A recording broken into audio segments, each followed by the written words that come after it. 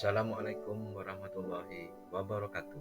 Saya Yuli Imam Ansori, calon guru penggerak angkatan 10 dari SMP Negeri 3 Arjasa, Kabupaten Situbondo. Pada kesempatan kali ini, izinkan saya memaparkan koneksi antar materi modul 1.1 dengan modul 1.2. Pembahasan koneksi antar materi saya kali ini akan saya sajikan dengan model refleksi 4P, yaitu peristiwa, perasaan, pembelajaran, dan penerapan. Setelah saya mempelajari dari modul 1.1 hingga modul 1.2, berikut adalah hal yang menjadi pembelajaran bagi saya. Dimulai dari peristiwa. Momen yang paling penting dan mencerahkan saya diantaranya yaitu 1. Mempelajari modul 1.1 filosofi pemikiran Ki Hajar Dewantara sebagai acuan bagi seorang pendidik, dan modul 1.2 nilai dan peran guru penggerak.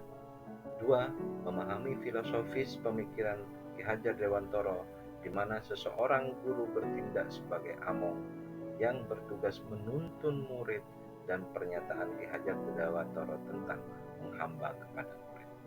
Dan yang ketiga, menganalisis masing-masing nilai dan peran guru penggerak yang berkaitan dengan filosofi Ki Hajar Dewantara. Momen yang paling menantang bagi saya ketika saya mengikuti kegiatan guru penggerak ini adalah 1. Melakukan aksi nyata atau penerapan dari filosofi pemikiran Ki Hajar Dewantara. Yang kedua, berusaha mengerjakan dan menyelesaikan tugas dengan segala kendala dan batas waktu. Dan yang ketiga, dalam ruang kolaborasi, saya dengan rekan guru penggerak menemukan nilai-nilai dan peran guru penggerak yang ada pada diri kami masing-masing. Dalam sesi diskusi, banyak sekali pembelajaran dan pemahaman baru dari sesama rekan mengenai nilai dan peran guru penggerak yang belum ada pada diri saya.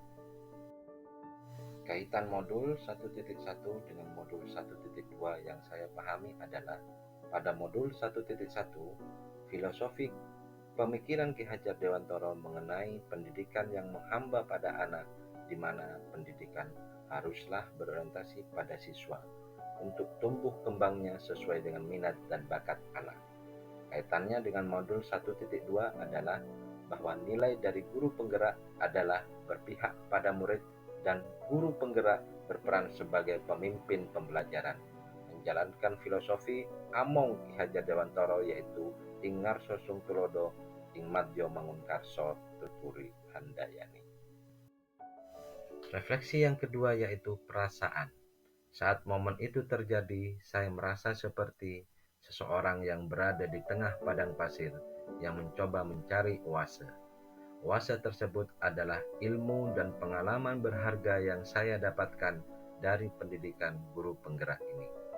Mengikuti pendidikan guru penggerak merupakan wadah dan kesempatan saya sebagai seorang pendidik untuk belajar, mengisi, dan memperbaiki apa yang kurang dari diri saya dan mengimplementasikan ke dalam kegiatan pembelajaran. Refleksi yang ketiga yaitu adalah pembelajaran.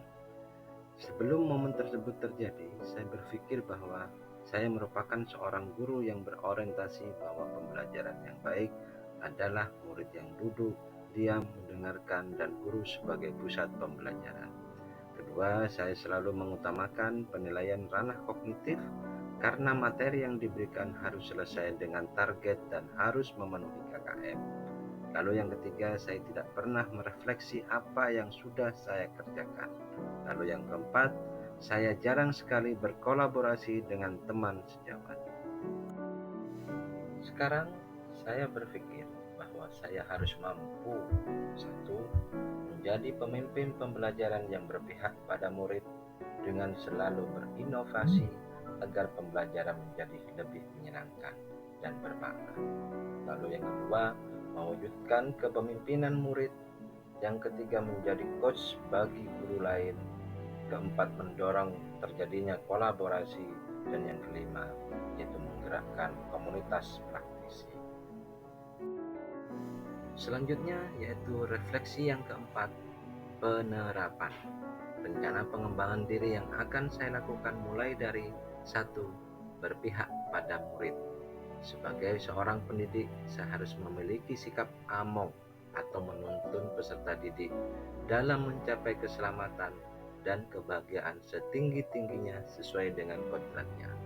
Kedua, lebih inovatif. Dalam hal ini, saya menciptakan hal baru dan berani berkarya dalam dunia pendidikan untuk menciptakan pembelajaran yang bermakna. Yang ketiga, reflektif. Berpikir terbuka dan bertanya pada diri sendiri untuk melakukan perbaikan diri. Yang keempat, mandiri. Berinisiatif untuk bergerak dan memiliki motivasi dalam pengembangan diri dengan mengikuti pelatihan baik secara luring maupun daring. Yang kelima yaitu kolaboratif. Bekerja sama dalam komunitas praktisi dengan selalu bekerja sama dengan pemangku kepentingan. Bentuk pengembangan diri yang sederhana, konkret, dan rutin yang dapat saya lakukan sendiri dari sekarang untuk membantu menguatkan nilai-nilai dan peran saya sebagai guru penggerak, yaitu saya akan memperkuat nilai-nilai yang sudah ada pada diri saya melalui kegiatan-kegiatan baik di lingkungan sekolah maupun di luar sekolah atau komunitas wilayah. Lalu, saya akan selalu bergerak untuk mengutamakan kepentingan peserta didik, memberdayakan diri saya dan memanfaatkan kekuatan yang ada untuk mewujudkan profil pelajar Pancasila. Hal-hal yang dapat saya lakukan diantaranya: 1. Keberpihakan kepada murid di dalam proses pembelajaran di kelas.